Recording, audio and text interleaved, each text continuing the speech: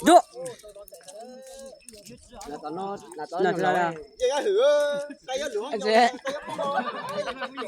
cái lửa là gì có là cái nào rồi. Dụ. Dụ. Mà là có là cái nào rồi. Bình tĩnh ơi, bình tĩnh ơi. Bình tĩnh em ơi. Bình tĩnh em ơi. Bình tĩnh em ơi. Bình tĩnh vào. Bình tĩnh em ơi. Bình tĩnh em ơi, bình tĩnh. Bình tĩnh.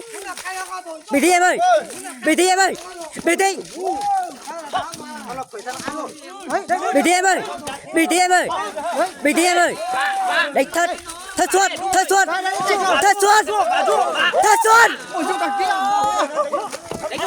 Thật xuân. Đánh thật xuân em ơi. Tôi biết rồi, tôi biết rồi.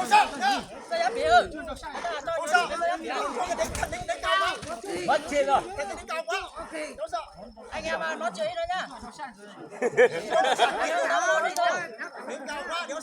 Xuân được ta à? Sao mà có chụp đó mà chụp phải ít tuổi tổng rồi. Sắp cưới à? Xong rồi. Sắp cưới à? Sắp cưới đâu? Ô trường có ỉa dáng đấy tao nó đúng không?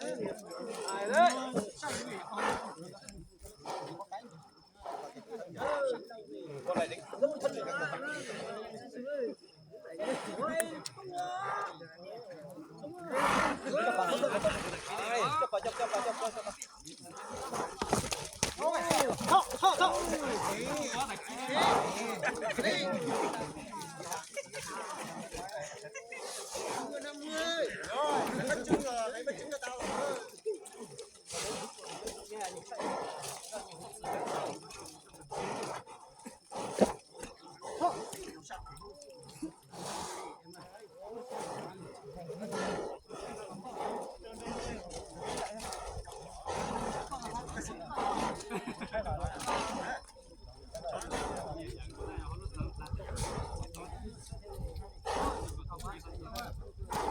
ôi, trời thiếu chúc à.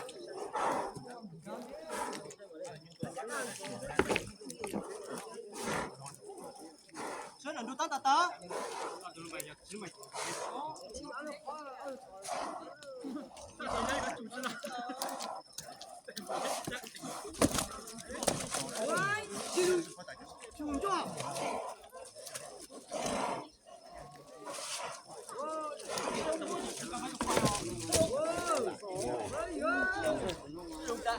Hay, con này hay đấy. Rút thật xuân.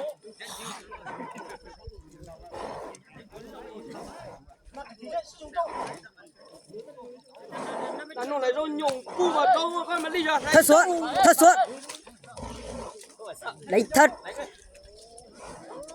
Đánh thật.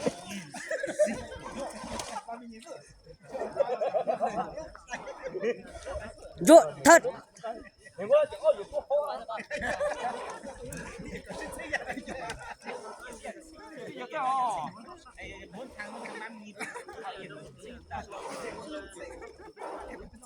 Mua có ít quần này có thích có thích thêm. Rút.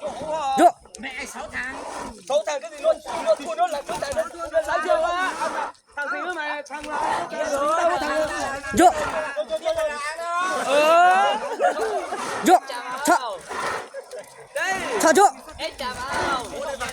Đúng rồi, tỷ xuân. Chưa biết. Thì thằng nào thua thì thằng nào sẽ chịu.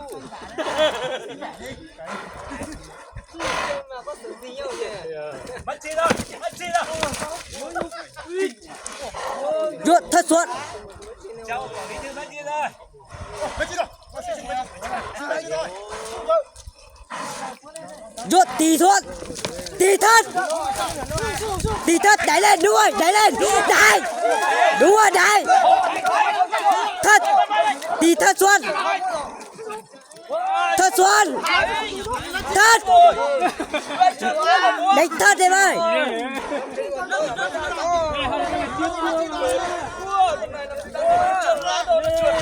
Rồi, đúng rồi, đẩy em ơi, đẩy. Rồi, rồi, rồi, rồi. Chọ. Đánh thất xuân. Đánh thật. Thật Xuân.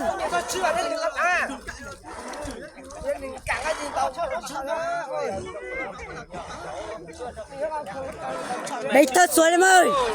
Tỷ Xuân. Tỷ Xuân. Tỷ Xuân đúng rồi. Đây. Đây.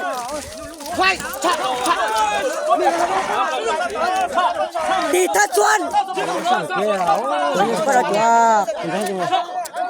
Tỷ thật Xuân. Đó, chúng ta nói ra ta. Tỷ thật Xuân. Thật Xuân. Thật Xuân. Đẩy đuôi. Đẩy lên. Thật Xuân.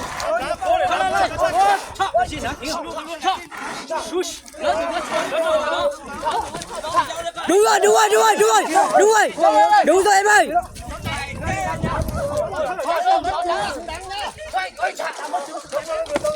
Đánh Xuân, đúng rồi. Đánh thật Xuân.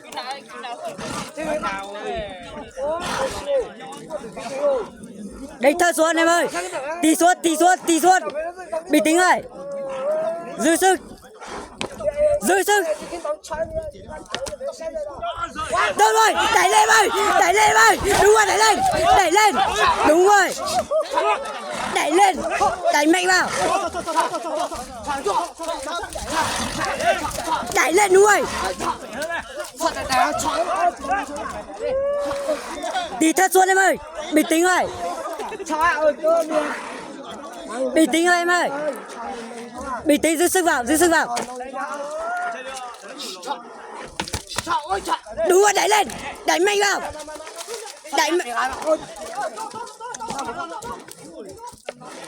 Đúng rồi, đẩy lên em ơi. Giữ sức từ em ơi, từ thôi. Giữ sức.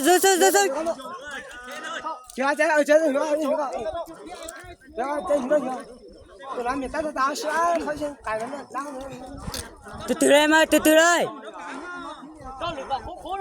Bình tĩnh ơi. Cứ từ mà đánh. Từ mà đánh. Từ thôi. Tỷ Xuân. Đánh thật Xuân đúng rồi. Đúng rồi. Đánh thật Xuân em ơi. Thật Xuân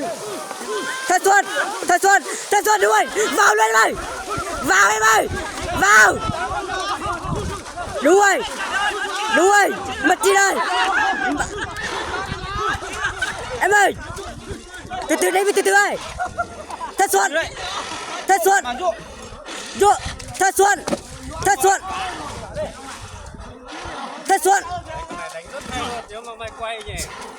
Xuân. Đánh thật ơi. Vô bình tĩnh đây, từ đây. Giữ sức. Cho. Nặng rồi cho nó vả luôn. Đừng thả. Tí vào.